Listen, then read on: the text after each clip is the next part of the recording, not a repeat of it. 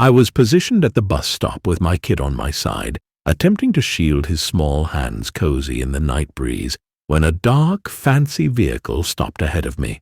The glass rolled down, gradual and intentional, and his sibling, Ariba, gazed at me with gaze that didn't align with the gentleness of her tone.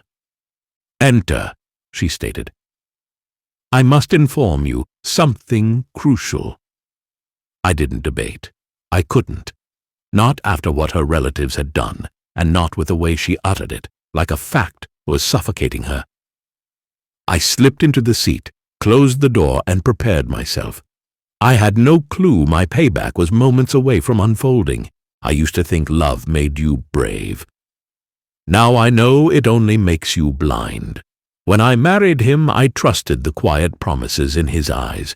He was steady, gentle, the kind of man who placed my hand on his chest as if anchoring me to his heartbeat. His family treated me like I was nothing special, but he made up for it, at least in the beginning. Then he left. 3 years. No calls, no messages, no explanation. A ghost wearing my husband's name. His family didn't wait long before tossing me out. They said I brought bad luck. They said he left because of me. They said keeping his child was inconvenient.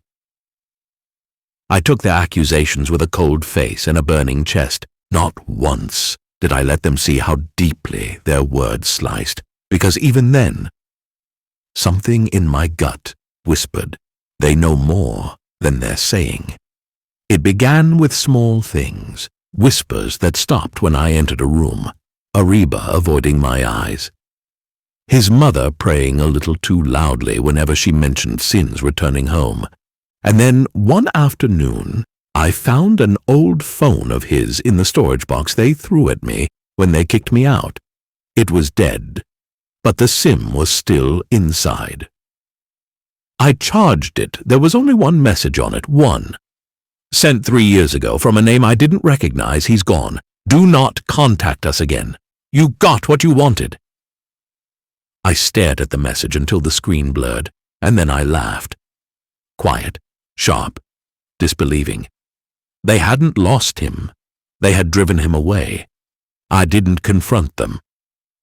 I didn't cry or beg. Instead, I started collecting. Every insult. Every thrown-out document. Every bank slip. Every whispered slip up. I found the number that sent the message. I traced it. Not to a stranger. To his brother-in-law. Some revenge is best served cold. Mine required absolute zero. First step, I contacted a lawyer, quietly, efficiently, with evidence crisp enough to cut. Second step, I traced my husband's employment records. I found where he had gone. Why he cut contact. They'd told him I had filed a case against him. They'd lied. They forged my signatures. They told him I wanted to move on. Third step, I contacted him. Not to ask for explanations, to give him mine. Fourth step, together we built a case, not for reunion, not for love, but for justice. Fraud, forgery, illegal eviction, financial manipulation. Every thread their family had woven into a rope around my neck, I turned into a noose around theirs. And then I waited, until tonight, until the bus station, until Aribu pulled up with trembling hands. She didn't start the car. She didn't even look at me. "I know he contacted you," she whispered. I said nothing. "He found out who took his place." The words hit the air like a confession in a courtroom. Her lips trembled. "It wasn't supposed to go this far. We just wanted him to stay. We wanted him to take over the business. He wouldn't listen. He wanted you. So they removed me from his life and removed him from mine."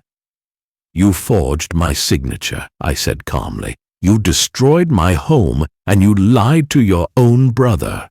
She flinched. I leaned closer. "And now you're afraid because he's coming tomorrow with lawyers." Her breath hitched. "Please stop this. Mom will go to jail.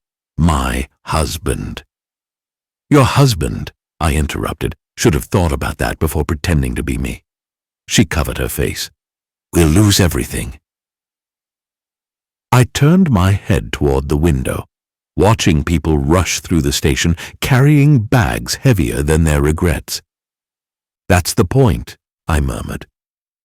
I stepped out of the car, my son gripping my shirt. Ariba grabbed my arm. Please tell him you forgive us. I looked at her hand, then at her.